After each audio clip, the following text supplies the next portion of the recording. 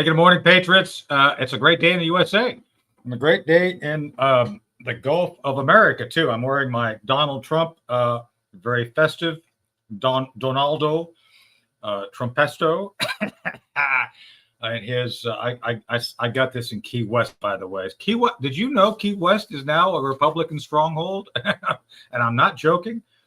Go to Key West, check it out. They voted to keep ICE doing icy stuff in a very hot place. And another place that's very hot is Chris Cordani's goatee. Good morning, Chris. And good morning. Yes, I actually trimmed it this time so I can look pretty for everybody. Just kidding. So would you wear that in Key West? Or do you think they've mistaken you for someone who should be deported? Or maybe they mistake me for somebody from the Village People. Who knows? Well, that could happen. Right. Because there's still a lot of, people running around who are very, cheerful. Some call them gay. I don't care. If you're gay, go be gay. I don't care. Oh, man. So, Hey-o. Not that I'm saying you're gay. Chris is not gay. I'm wearing my cool Shuri Curry t-shirt because we have a very cool guest today. Who we were enlightened, or who we discussed a lot with Shuri Curry, Brandon Straka. He's the founder of the Walk Away movement. He was in New York City over the weekend protesting against, well, he says democratic socialism, but the fact is it's socialism. It's Marxism. It's just Marxism. It's all Marxism to me. Anytime you want to control means of production, which they said they do, means of distribution of energy, how you produce energy, it's all Marxism. Anytime you use class warfare, did you know, according to some Democrats, that billionaires are the minority that's causing the most trouble in our nation? That, really? And I believe Christian nationalists too, right? According to the Biden administration. Yeah. It's like an alternate universe, these people. So it'll be good to have him come in and talk about this. And I've met him before. He's a good guy. But we met a while back in St. Louis at an event that was partly hosted by Gateway Pundit. So, yeah. That sounds good. Yeah, St. Louis is a good place, a good baseball town, if you will. Yeah. Hopefully, the Cardinals will do a little better than they have been. But hey, that's not my skin. So they got the big old arch. They got the big old arch there. So yeah, there we go. That arch is bigger than the cankles on Hillary's leg. Oh, that's gotta hurt. It does, according to what I've heard. I'm not Bill Clinton, just saying. So I don't know.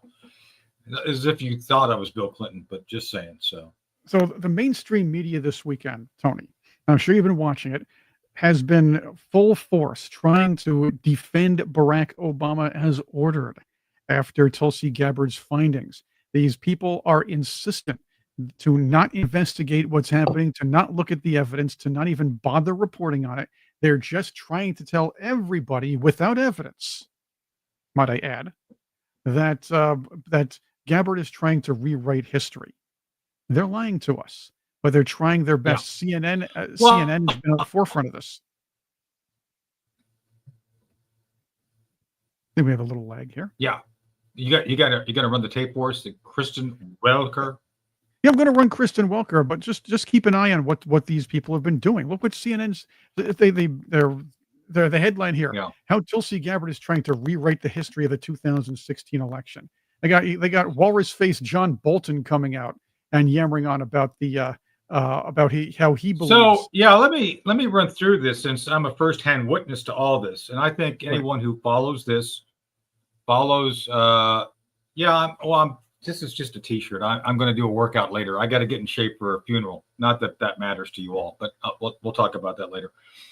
They're talking about my guns, so don't worry about. Speaking of guns, Chris, we may have a new sponsor. Well, we got to talk about it off air. So sounds good. I was talking to a certain gun executive over the weekend, so we'll see how that goes. Anywho, back to what I was talking about, which is the cover-up. So I was there. I was on the transition team, and Chris, you've heard of Tulsi Gabbard, right? I'm a big fan. Yeah. So I was advising her at the time. I don't know if you knew this. I think you knew this. You've told me. Tulsi was a Democrat, and she was in Congress. And my friend Dennis Kucinich, Crazy Dennis. I love Dennis. He's a good guy. I Had mean, asked me to advise her. yeah, he's Yeah, a and little so it's off. like He has a good head. he's a little. But I love Dennis. Yeah. So anyway, off I go. It's like, you sure she wants to talk to me? Yes. Okay. So I get on her calendar. I become a regular advisor. And during the 2017-2018 period, she was a Democrat, and she, like us, were saying, "There's no evidence of Russia collusion. None. Zero. Zitch. It's nothing. There's nothing there." And so we're all like being shouted down. Oh, you're just this, that, or the other. They were going after her because of her being being groomed by the Russians. Remember that thing from Hillary? Cankles? I remember. Speaking of Cankles. Yeah. And Tulsi Gabbard is an example of a person who comes into politics thinking, I'm going to make a change. I'm going to change the way Washington does business. I want to be honest. I want to represent the people I actually represent. She comes in, sees the people in her party, and this happens on the right side too, by the way. It's all about party victory. It's all about a win for the party. It doesn't matter. Even if you're in the wrong, you have to push. The Democrats have one advantage, though. They always have the media in their pockets, and they're doing their best right now to absolutely lie about what Tulsi Gabbard found. Yeah. Do you gonna run that Tracy run the Welker? This is a good example of it right here. This is a huge example. By the way, as we know, Lindsey Graham is not one of Tony's favorites. But no, and I was hoping you'd play the piano during this interview, but that wasn't happening. It gets better. Well, he doesn't play the piano with his penis like Zelensky, but almost. Keep going. I don't want to go down the Zelensky path yet, but we will. Just watch Kristen Welker. Watch her face. Watch how angry she is, and watch her be insistent again without evidence that Barack Obama didn't do nothing. Senator, as you know, former President Obama has weighed in through a spokesperson. He says that's just patently false. I actually spoke to Susan Miller, who's a former. Want to throw that in there? Susan Miller is also put together this report, the Russiagate report. Susan Miller is a hack. As well. She's going to jail. She's going to jail. It's like she's already lawyering up, Tony. Already lawyering up. Senior CIA officer who helped oversee the 2017 intelligence assessment on Russian interference. She says it's completely false. So basically, what she's saying is the person who fabricated the whole thing says the idea that it's fabricated is completely false. It's like going to Reverend Jim Jones to talk about Kool-Aid. I'm telling you, there was no Kool-Aid. Okay, there, Reverend. I saw him bust through the wall. I know he exists. That Obama or anyone else asked them to change or sway their investigation. She says she says, and she's a Republican, says they all would have quit if that had happened. Senator, are you trying she's not a Republican. She's lying. Distract from the Epstein matter, Senator? No, I'm trying to let you know and the media know that we found something we didn't know before. Exactly. At the end of the day, I'm not calling for a prosecution against President Obama for treason, but I am calling for an investigation. Mr. Miller also said there was no credible evidence that President Trump colluded with the Russians.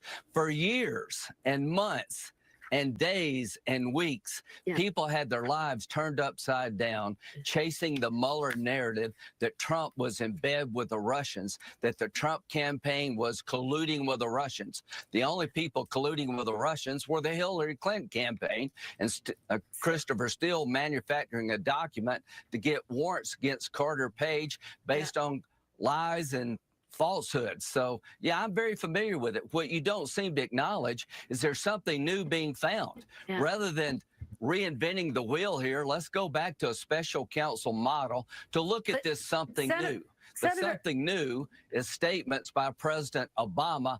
I don't like your analysis. Russia wasn't involved here in 2016. Senator, you're saying there's something new. This report goes back to 2020. It's 5 years old. There's actually nothing new in this report and nothing that changes. Oh, please. Oh, my God. She is actually trying to lecture instead of interviewing and asking questions and trying to probe and maybe get some information. She is actually trying to challenge information, and she's lecturing Lindsey Graham over the fact that, look, Obama said he didn't do nothing, so it's true. That's what she's saying. So and shout out to Liberace Lindsay here.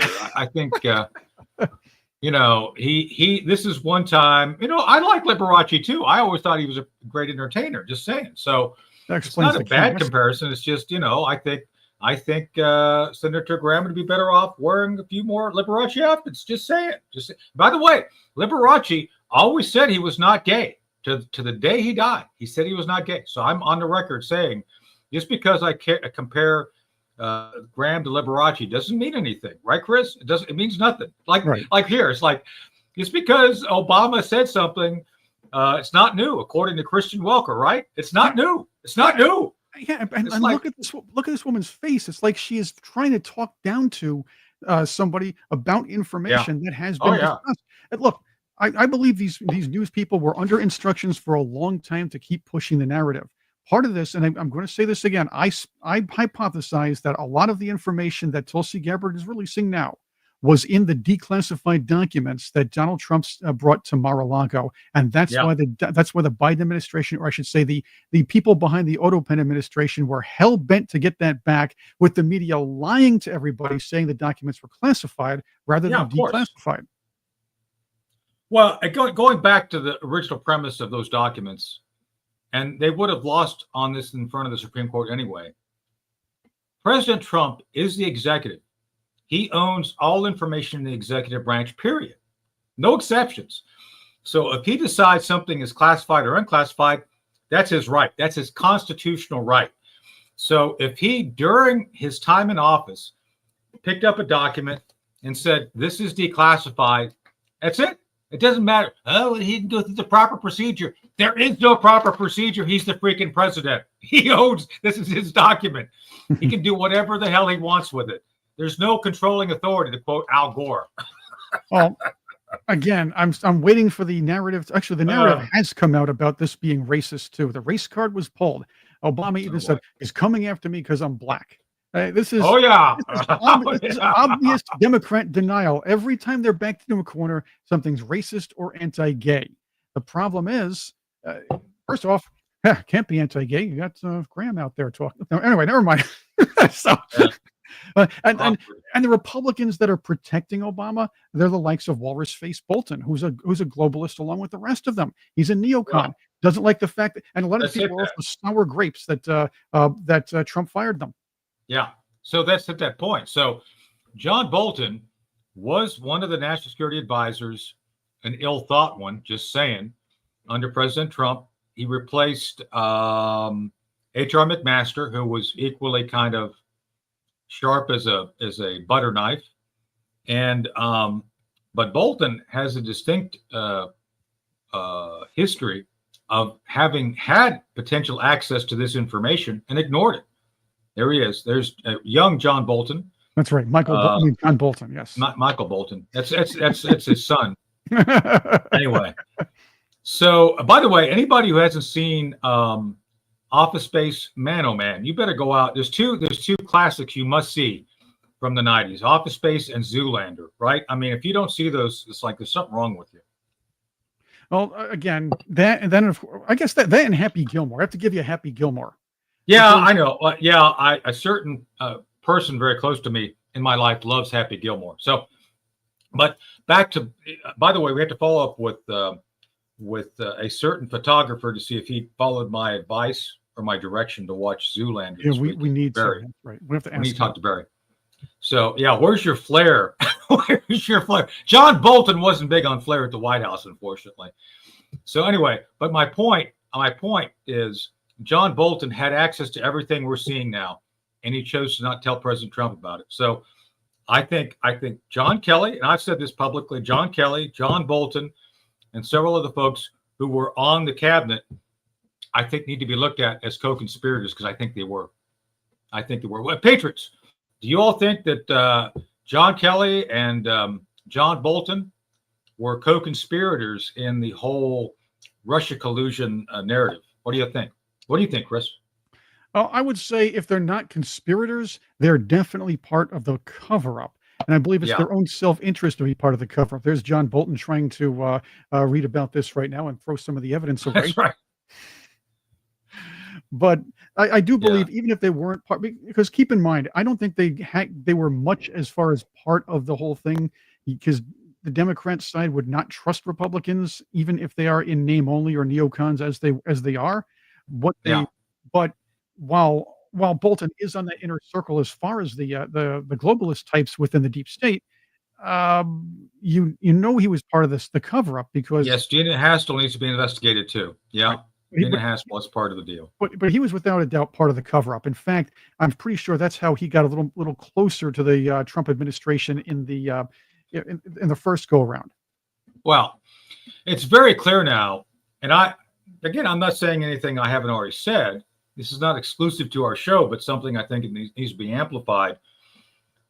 I'd say about 80% of the people working for Trump the first term were working against him, that they were there to keep the lid on, guardrails in place. It was all these other things, and I think people advised him badly. I was a Trump 2020 national security advisor, and I was constantly fighting with others on the campaign, fighting because you're not trying to do his policy. So even those of us loyal to him were being essentially ignored or diminished because, well, you're not going along with the narrative. It's like, no, of course not. It's stupid. It's false. So just saying. And when you say 80% of these people, has to be realized that a lot of the people, we're not talking about just the leadership. We're not talking about just the executive parts of each of these departments or the top tier. There are middle managers who get assigned what to do as far as Trump policy, and they find a way to stall it. This was organized way beforehand. The idea was to as what's her name, Maxine Waters says, obstruct. You can do that from within by holding meetings and getting nothing done for about 3, 4, 5, 6 months till it just falls by the wayside, or you just or you assign it to the wrong people, the people who would drop the ball, or you don't give enough resources to the whole thing. It was all about obstruction than anything else that the news media would never cover because it would be A, very difficult to investigate, and B, they don't bother investigating anyway. Who was the first Attorney General under Trump, first term? Wasn't that Barr, or am I forgetting? Jeff Sessions. Oh yeah, Sessions. I forgot about Sessions. That's right. He was there to investigate marijuana and do nothing. That's all he did. Literally. That's all he did. And who was the first DNI? Let me look at the DNI. Let's see what we have here. The first DNI under Trump was, let's see here. I forgot about Sessions. I'll find it. A lot of these people didn't last long. They lasted about as long as Reince Priebus or the Mooch or somebody like that. It's almost like watching the Mets and their bullpen. A revolving door, if you will, of the Trump administration, because it was very hard to clean these people out of there. Dan Coates. That's another one. Dan Coates. So Dan Coates, just for you all to know, was part of the 9/11 commission and part of the cover-up. Just saying. So I'm just saying there's the people that were picked. I don't know who was advising Trump exactly. Well, I kind of do it. I don't want to get into that right now. But there were people there who were part of what we're finding. And I'm going on record here with the Patriots. We're going to come to find that all this Obama stuff, it wasn't all Obama stuff. It was people like Mike Pence, Dan Coates, and Jeffrey Sessions. They were all included, and other big names. It's coming. I'm telling you, it's coming. You're just saying, right? Just saying. Just saying. That's just right. Saying. Just saying. Those who get it will get it. That's right. That's right. On the other nose, the political class is a lot different from anybody from the outside moving in. This is why this is why it was difficult for a third party to actually get in and get enough steam to move forward. Yes, I know that. I'm pretty sure in 1992 the idea was to bring in a Democrat, so Ross Perot got a lot of coverage because the idea was he would split the vote. But how much coverage did back in 1980? How much coverage did John Anderson get, and how much would he have had without Ted Kennedy's money at all? Because he didn't like Jimmy Carter. But the idea is, if you split the left's vote, you don't want to be covered. This is why. This is why you never heard really much about Jill Stein. Well, you did hear a lot about Ron Johnson in the 2016 election. the media has always been complicit in these cover-ups. The right, the neocons on the right, are part of the cabal, part of the New World Order, if you will, and they need the Democrats to keep them in power, if you will, in a roundabout way. It's an unholy alliance, absolutely. Yeah, and by the way, I would argue Hillary Clinton's more of a neocon than she is a Democrat in many ways. Just at this point, yes. At this point, absolutely. Oh, by the way, American Mark says, Tony, love this shirt. Let's see it all. Oh, yeah. Let me get everything out of the way here. Hold on. So stand up here. There it is. You've seen mine. I mean, you've had it on. Yeah. Well, this is I got this down in Key West, the new bastion of Republican politics. Go to Key West. Go check it out. Let me hold on. Let me bring it up again. There we go. There we go. I think it looks wet. Look at that. Key West, Gulf of America, Key West. So, yeah, I think people have to recognize that this is not your father's Key West. No, I mean, yeah, there's still gay people there. Who cares? You know, they're always going to be there. But I'm just saying it's like a new place. And when they voted, that was a shock, by the way, to a lot of people. When the city council there voted 4-2 to keep ICE doing its job there, it's like, really? I was there when it happened. It's like, what? Not that I had an influence. I didn't go down there with guns or anything. You know that old thing, that lawyers, guns, and money? I didn't do that. Just saying. So as you know, the Democrats are in big trouble. This is part of it. And it's going to get worse for them. Bigly. But they never quit. They are trying as hard as they can to win in 2026 and obstruct Donald Trump again. They won't stop. They'll stop at nothing. At this point, they're going to go back to trying to influence the next generation by rebooting their propaganda piece. If you remember this one, Captain Planet. Remember that from the 90s? That was their climate change propaganda cartoon. That's right. It was all about I believe Captain Planet was more had a neater, more Bob Dobbs haircut at the time. This is, I believe, a new version, if I'm correct. Yeah, you're right. Yeah, you're right. And if anybody remembers, the problem, the idea was you had to save the environment. All the bad guys were corporate greed people or people who were hurting the environment, and that happened to be every villain. The idea was there were 5 kids wanted the power of earth and the fire and all this other one. And this one poor kid from Brazil was stuck with something called the power of heart. Boy, imagine that. You're trying to do something here. You're pretending to be a superhero. Everybody has these really cool elemental powers, and you're stuck with heart. That poor kid was ripped off. And now they're stuck with the power of Adderall, Doritos, lithium, and lithium. Yeah, I know, man. I tell you how things have changed. Is that hey, there's the mouth of the South there, said Turner. But it was, and believe me, Captain Planet, if you watched it, was a very not so subtle, but subtle propaganda piece where 8, 9, 10, and 11-year-olds would grow up learning and thinking, along with what they're taught by the Department of Education, that every corporate guy is a partial pig. Remember, it's a popular communist Marxist phrase to call somebody a capitalist pig. Well, if you'll notice, these guys, this is their, I think his name is Von Greedley or something like that. Hoggish Greedley. So he has the name of a pig, looks like one, always feeding himself, and has a pig nose. That was the idea. And a lot of the henchmen always had the pig noses. The idea was, remember, corporate pigs, greedy pigs. And that's what the Republicans are. This was all not so subtle propaganda that these 90s kids grew up with and turned into millennials. And that's the reason these millennials vote the way they are blindly.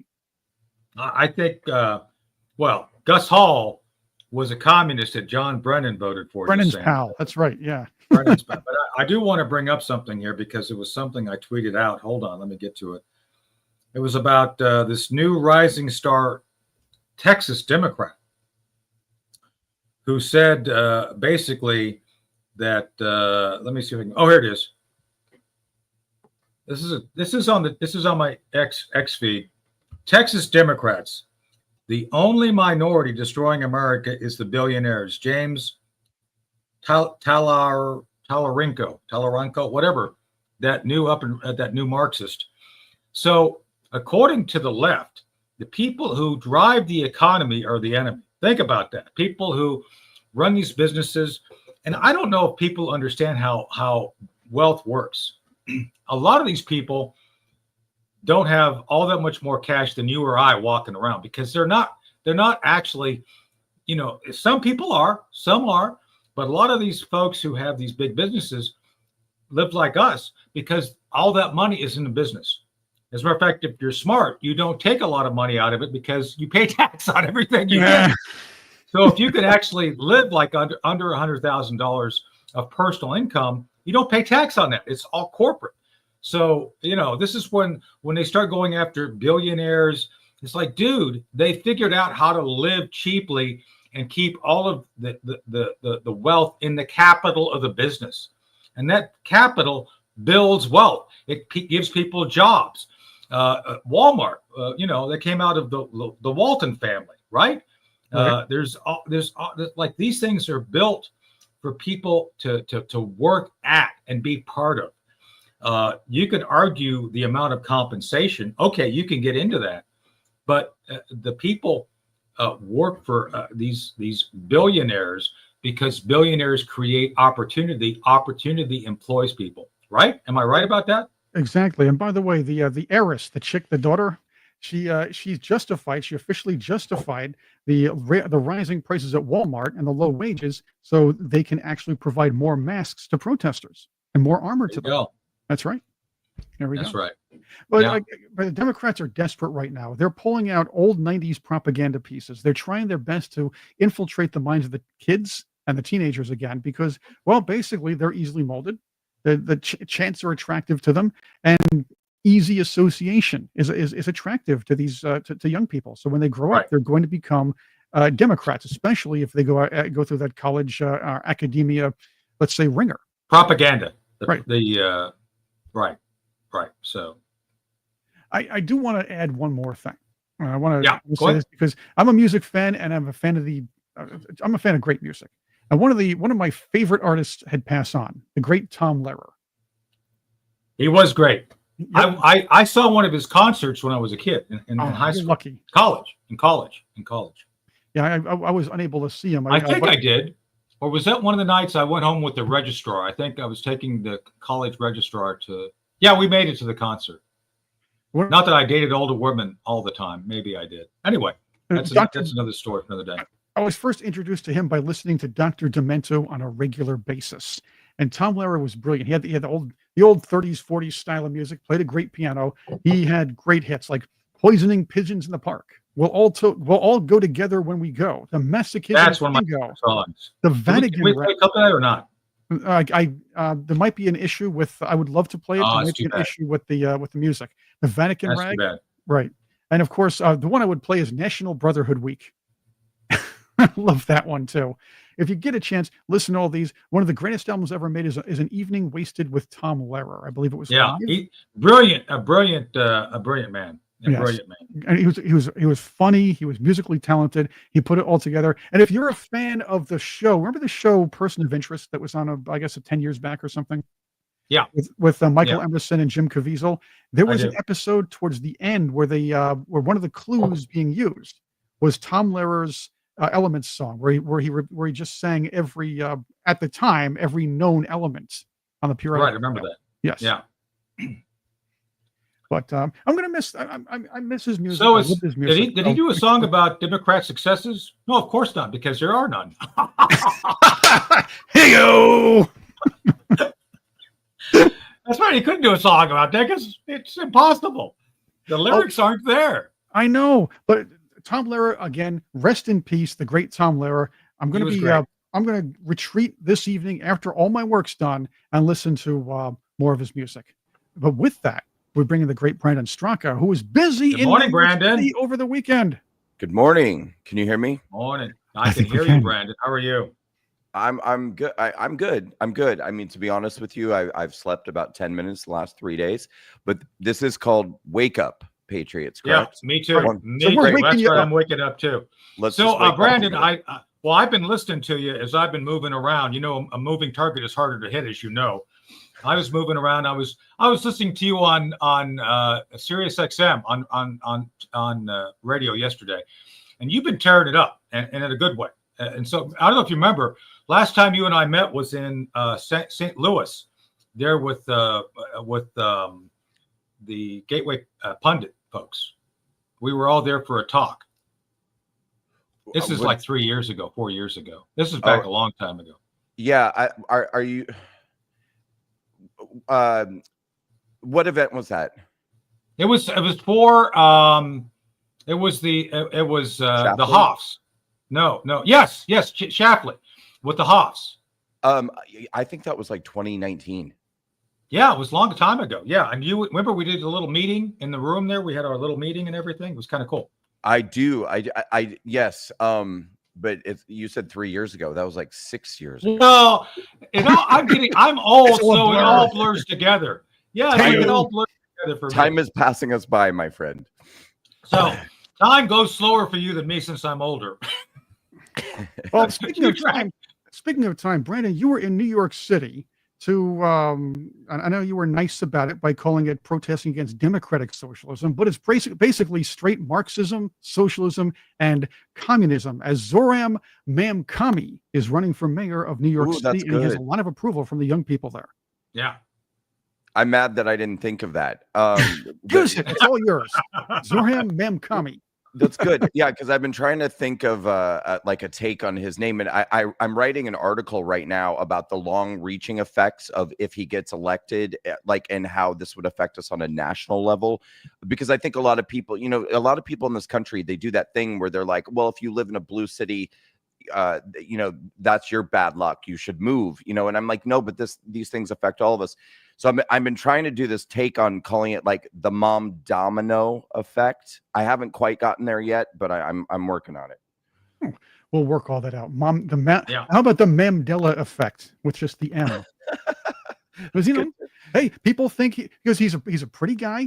He's got the neat look. He's a well-groomed beard. Again, millennial staples, if you will. I don't mean to insult all millennials because they're not all like that. The fact is he's looking good, and people think, hey, he's just like Barack Obama. What a nice guy. He's a guy I'd want to have a beer with. Yeah, just like Barack Obama. He takes your apartment. He takes your house. God. Yeah, he's a wolf in sheep's clothing, and I think that's a big part of the concern and the threat is he's charming, he's charismatic, he seems to be listening and identifying with the people and makes the people feel seen and heard, and those are all important things. But these are lessons for all of us to learn too. I mean, we should be doing the same. Any of us who are countering. That's part of why I wanted to get involved in the fight here. I mean, obviously, I'm not going to run for mayor of New York City. But what I can do is, as an activist, I can get deeply involved and I can try to the best of my ability to present a meaningful counterforce to what he's doing. And, I don't want to blow smoke up my own rear end, but I've been pretty effective, I think, at capturing the attention of people and going out there and kind of energizing the base. And so, why not fight fire with fire? And that's what I want to do. Well, part of this though is as you do this, and again, I was listening to you over the weekend on the different shows you were on, is that they create a sugar-coated version of the government being your daddy. I guess to use the term, it's like let the government take over. But let the government do this and then the other. And so, 1 second, Chris, let me get this point out. Yeah, sorry. So as the government works to encompass energy, control energy, means of distribution, control food, means of distribution, controls media, controls all this stuff.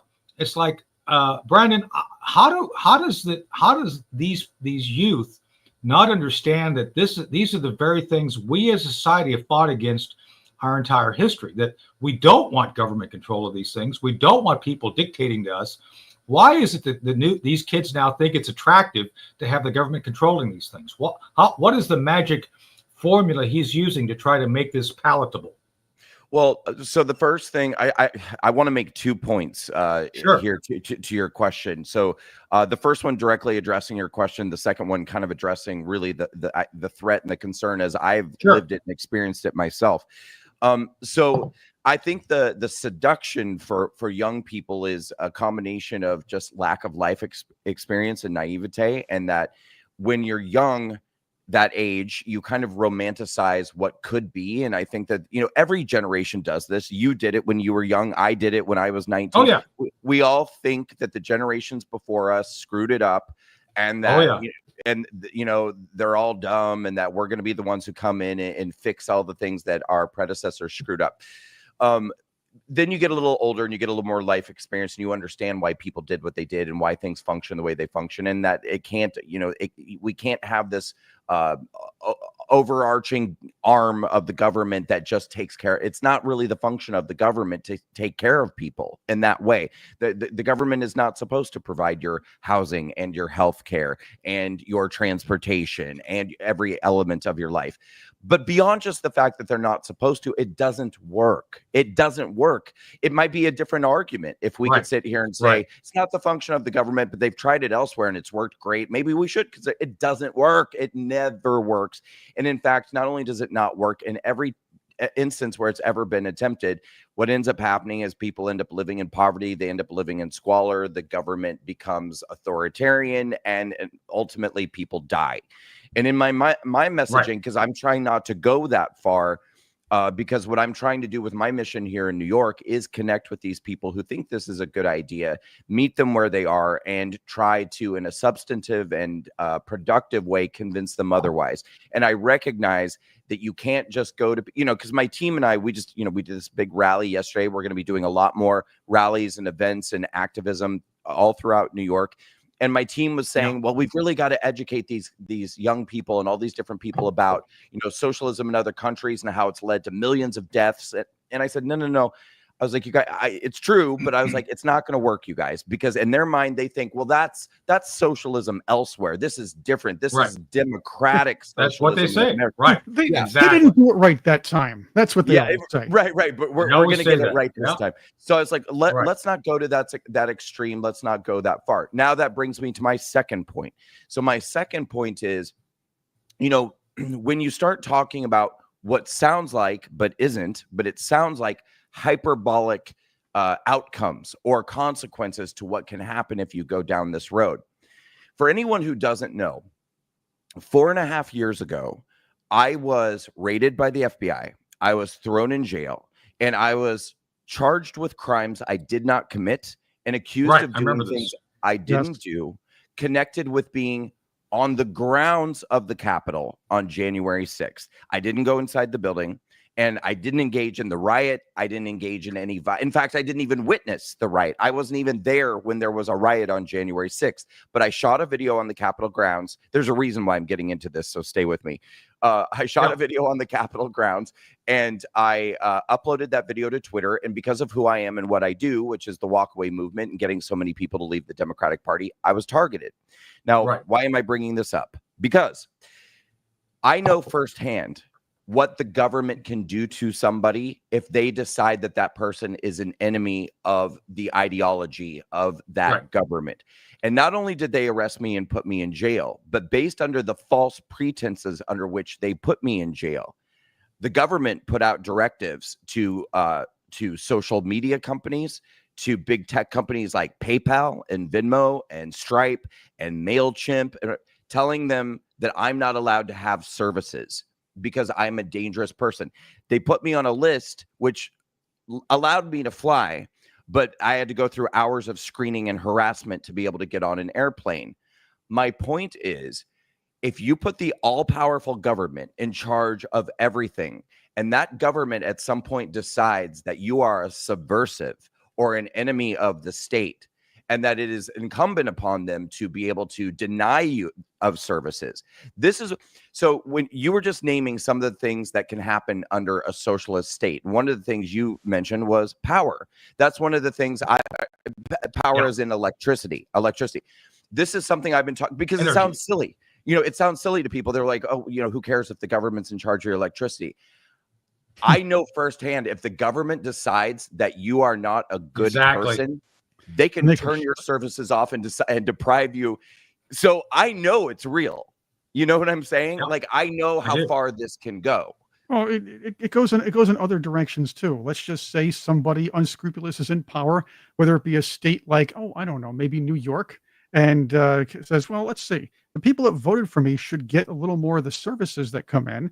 And, well, let's not repair the lines, or don't worry about the quality of the lines in the more rural areas. Those people didn't bother voting for me. Hey, and besides, there are less voters there anyway. So the government controlling any of those things could really, there are a lot of unintended consequences too when that kind of power gets in the wrong hands. Absolutely. Yeah.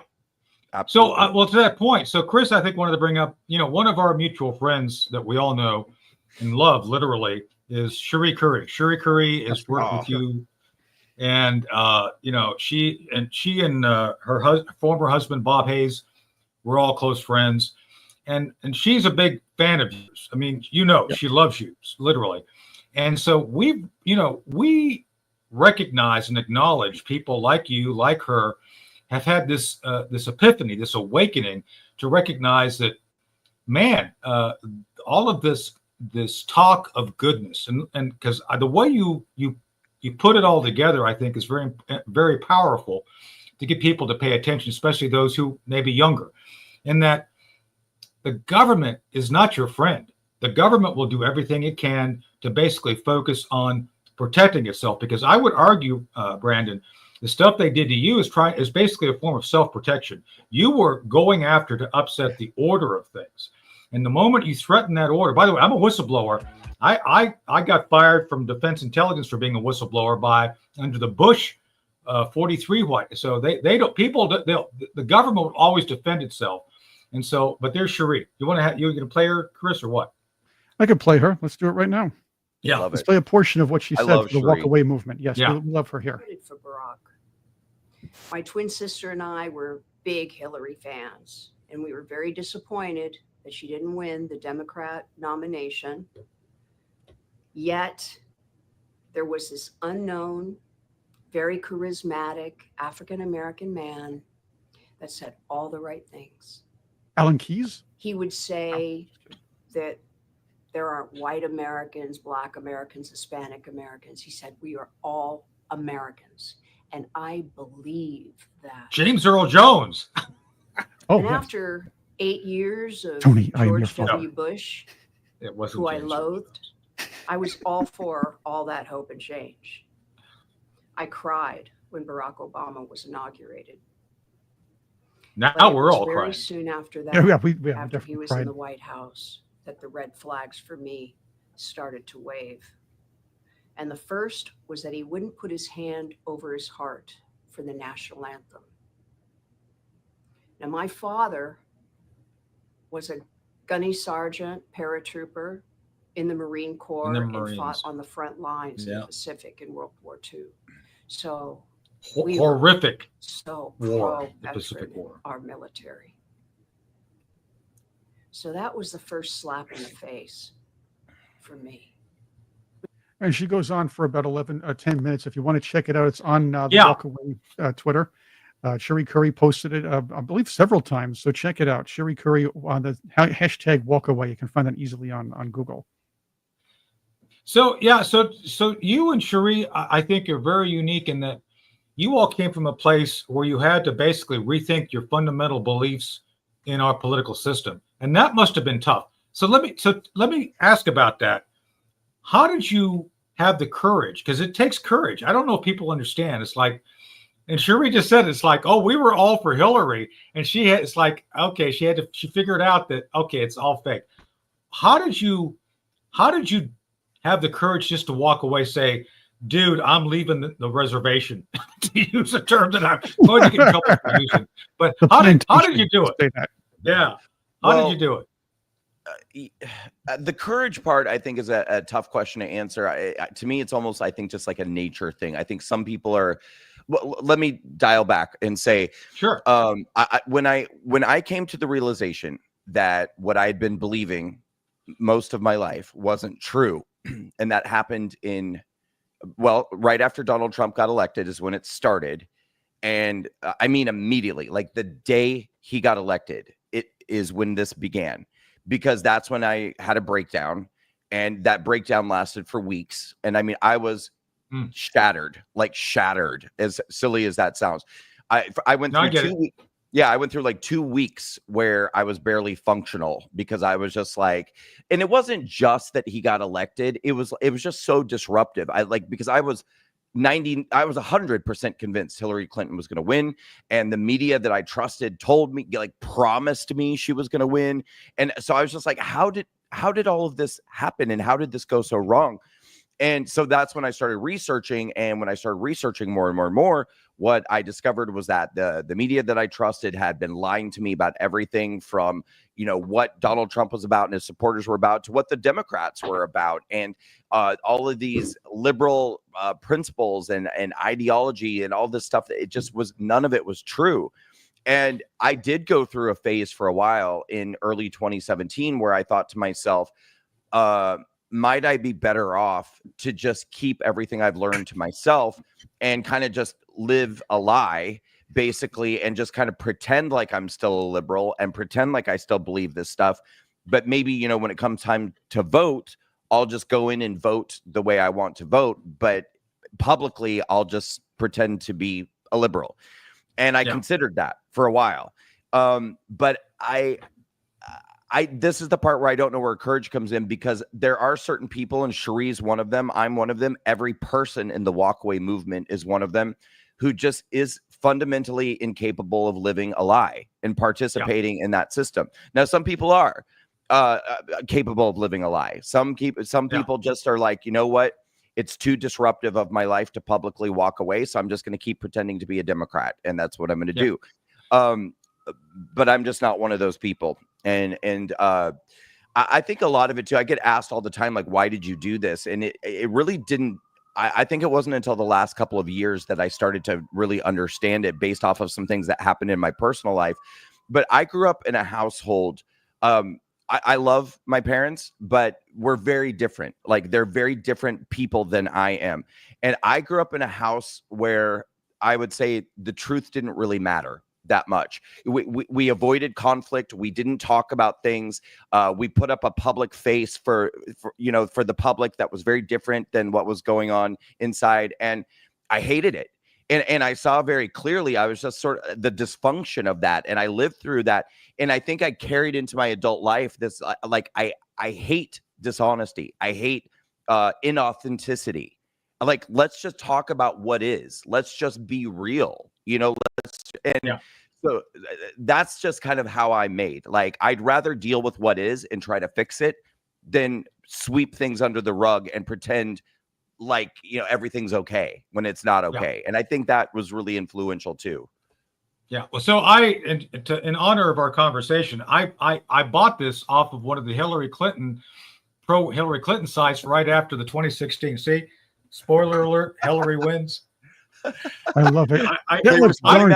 Leading up. Yeah, no, it's great. It's like, So this is Tony T-shirt day, by the way. Because that makes your point. It's like, this is how arrogant they were. They were actually they were selling these T-shirts on her website. So I had to get one. I use these now in my lectures. I do, like you, I do talks around the country, like when we met. And I do talks. I take this T-shirt with me to remind people how arrogantly stupid the media can be when they go all in. So that's Tony, my next question. Yeah, go ahead. Oh no, I think I have an even better one than that. So I was living, in New York City at the time of the 2016 election. Of course, I was a liberal at the time of the 2016 election. All my friends were liberals. So one of my good friends at the time, who no longer speaks to me, she like most of them. Yes. She's a producer for Good Morning America.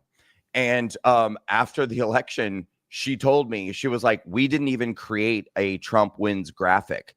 So she was like, she said we were completely unprepared for the news the next day, because she was like, all of our graphics and all of our packaging were for Hillary win. She said we didn't even create a Trump wins graphic. They had to scramble to create it. Yeah. Yeah, I don't doubt it. And that's the thing. It's like they were and so this goes back to our earlier conversation before he came on. Tulsi Gabbard and I are friends. I was advising Tulsi before she became a Republican. And back in those, Dewey defeats Truman. So I just recognize that this whole Russia collusion thing created, I think, for purposes of actually had Hillary. And by the way, everybody thought Hillary was going to win. All of this Russia collusion stuff started actually in June of 2016. Brennan and company started that narrative in June. So my belief, Brandon, and correct me if I'm wrong, I think what they were going to do is get all of this Russia collusion stuff drummed up, and the moment Hillary won, they were going to turn it over to her so they could literally crucify Trump. Right. They were going to go after Trump and put him in jail in 2017 to make sure that no one ever dare challenge their narrative again. What say you on that?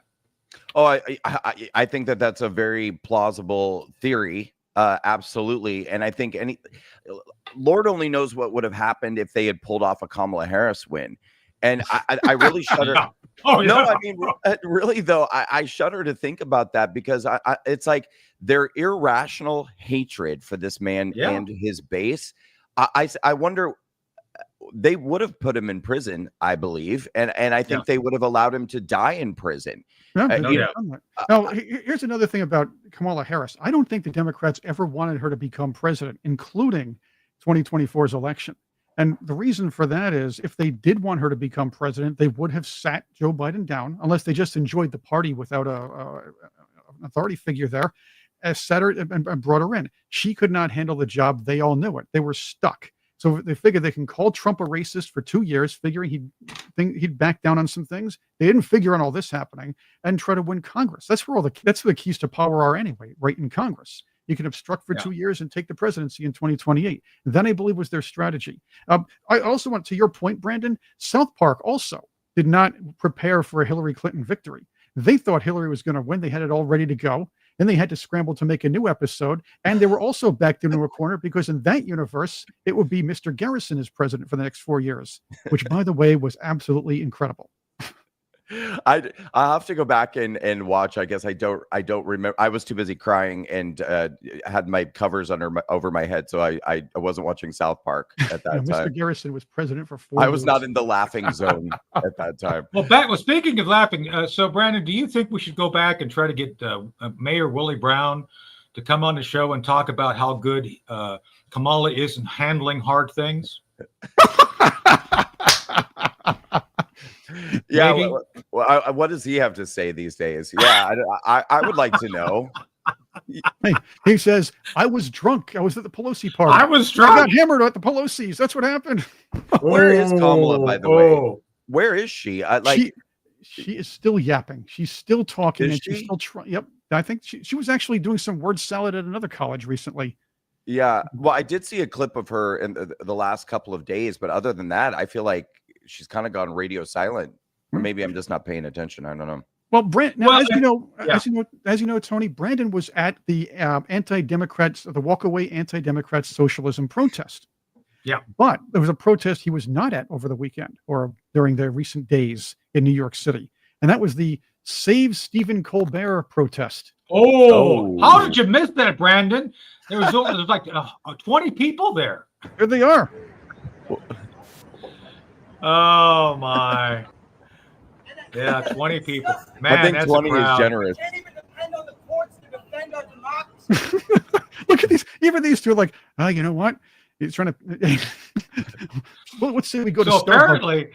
Apparently, they had like a squad of NYPD folks ready that showed up, and it's like, we're leaving. There's nothing here. Look at these people. So that's all. I guess. I guess that's it. This is why he was fired. Wow. Do we know? Well, can you zoom out?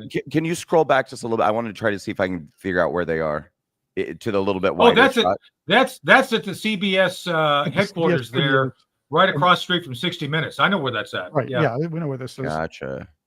That's in Manhattan. So yeah, it's the CBS there you go. World Broadcast Center and laundromat. Did you know they have a laundromat there now? You can wash your clothes because they're looking for extra income. That's wonderfjust Yeah, you can hang out in your underwear in the lobby.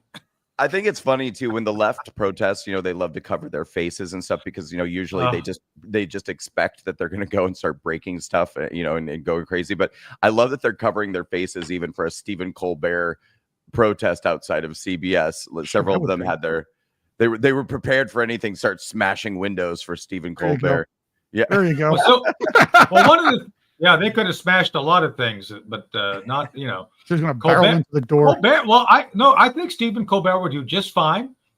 He'll be down there working as a lifeguard at the YMCA. I think is his next job. I think that'll be a good job for him. So I don't care what happens to him, to be quite honest with you. When I first started Walkaway back in 2018, one of the ways in which I was targeted back then was that the media, in collusion with the government, came out with a narrative that Walkaway was a Russian disinformation campaign. Oh my God! Yeah, you remember that? Russian disinformation campaign. So, and then the next thing that happened was then they started saying that none of the people creating testimonials were real; that they were all actors and Shutterstock models. That's what they're saying. And Stephen Colbert did a whole piece about it on his show. Jesus. And like just so snarky, it's being like, you guys have probably seen this Walkaway hashtag. Well, it was revealed this week that they're all Shutterstock models, and the whole audience is like, and I was just like, what an arrogant. Am I allowed to say prick on this show? You can. So we see a lot of X-rated things that get us in trouble here too. So all right, well, what an arrogant prick. I don't really care. I don't care what happens to him. So, but before we go, one last question. We're kind of put it all together. When you look at what they did to you regarding Colbert, what do you call him, Chris? I think it's Colbert. Even Colbert. It's not Colbert because Colbert is too dignified for him. It's Colbert. That's Colbert. Right. Yeah. And so, but you look at him, what he was doing in the media, you look at what they were doing regarding your presence at the January protests, January 6th thing. This is all reminiscent of the Chinese control of like a social credit score. Basically, what you said essentially is that once the government controls everything, you have to perform a certain level of score. You have to have a certain credit score to be a good citizen, right? That's right. And so that's where the Democrats are pushing us, is to get everything in such a way that the moment you offend them or the government, which would be the same thing, you get punished. So tell us about how dangerous that is as a concept, and how we need to understand that the Democrats have a model. It's the Chinese model they're pushing us for. And how do we continue to get people to wake up to that fact? Yeah, this is a great question. So that is exactly what I was alluding to earlier when I shared that anecdote. So yesterday at my rally in New York City, which by the way was amazing, and thank you to everyone who came out.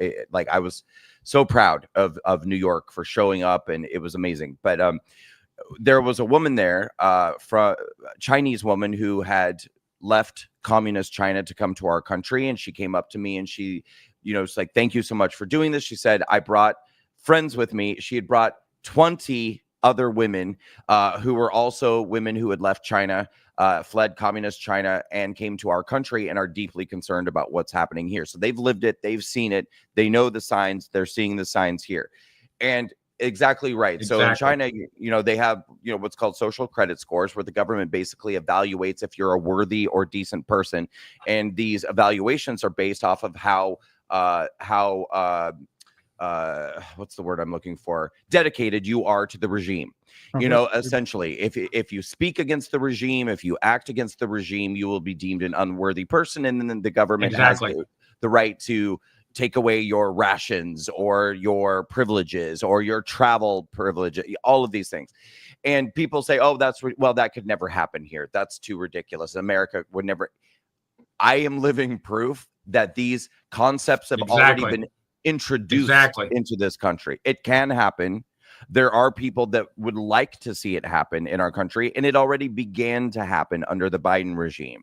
So I have no doubt whatsoever that, if we allow, it's so funny too, because the whole thing about socialism is supposed to be, oh, it's so kind-hearted. It's so, we're looking out for people. We care about people. It's the opposite, always the opposite. Exactly. And it always leads to authoritarianism, and it always leads to the deprivation of people's liberties, their rights, and their freedoms and privileges. I recommend to the kids I mentor to read two books. One is obviously 1984, which has elements of what you're talking about the state controlling things. And the other one is Brave New World. I don't know if you, but I had an occasion to listen to it. As I mentioned, I listened to Sirius XM radio, and obviously I heard you on with Will Cow over the weekend. And but I was listening to Old Time Radio, and they had a CBS production back when CBS was actually a legitimate organization. They produced a radio version of Brave New World, and it's the two extremes: utopianism versus socialism, and there are elements of both involved. But the idea here is to basically remove humanity and emotion from any situation where you basically become a resource. You become a happy resource if you're a utopian, is, you know, like you're drugged, or you're an unhappy, like Winston, you're a resource that's used to rewrite history in 1984. But I think what you're saying, I don't want to put words in your mouth, is that any extreme is not good. And the moment someone preaches to you that they have the solution for everybody, they have the solution for no one. I think that's the key thing to remember. We all are individuals. We have this God-given spark within all of us. We should recognize that and work to actually be individuals and help people rise to their ability and their talent. You're talented. Cherie's talented. So we love you being here, Brandon. Thank you for the talent you brought to us and to basically waking up the youth of how to avoid a very bad future. So thank you for being here. Well, thanks for having me. I really appreciate it. And I just want to let your audience know, too, that we really have a mission here to save New York City this year. Yeah. And the country as a whole. So anybody who wants to kind of follow along our work this year and what we're doing, please check us out at walkawaycampaign.com. I'm asking everyone, if you want to volunteer, please go to our website, sign up to volunteer. Pay attention to the events we have coming up and show up and attend. And if you can't show up and you can't volunteer, please donate to the cause. Just get involved any way that you can. You can go to walkawaycampaign.com to see more. And of course, thanks, Brandon. The next question is, we're going to have a pool on this. When does Stephen Colbert join the Walkaway campaign? After being fired, he's the one person who's not welcome. Right. Walk out the door. Walk off. We want everyone to walk away, but he's not welcome. That'll be the Keep Walking East Till Your Hat Starts Floating Club. There we go. That's right. These boots were made for walking. That's right. Well, Brandon, let me know if you obviously think of us as a resource, think of me as an ally, anything I can do to help you on this. Obviously, I appreciated us meeting way back when. Apparently, I'm missing years in my recollection, but it's okay. We're all in this together. So thank you for being here today. The Patriots love you. We love you. And I'll do a shout out to Cherie. I'll talk to Cherie later today, and I'll say that we had a good conversation with you. So great. So, great to see you again. Thank you. Great. Thank you. All right. That's it today, Patriots. Man, it's a great way to start a Monday with Brandon. It's been a good show. Let us know in the comments what you think about all this. Help him. Check him out. Go volunteer for events and be there with him if you can. Make a contribution if you can. It's great.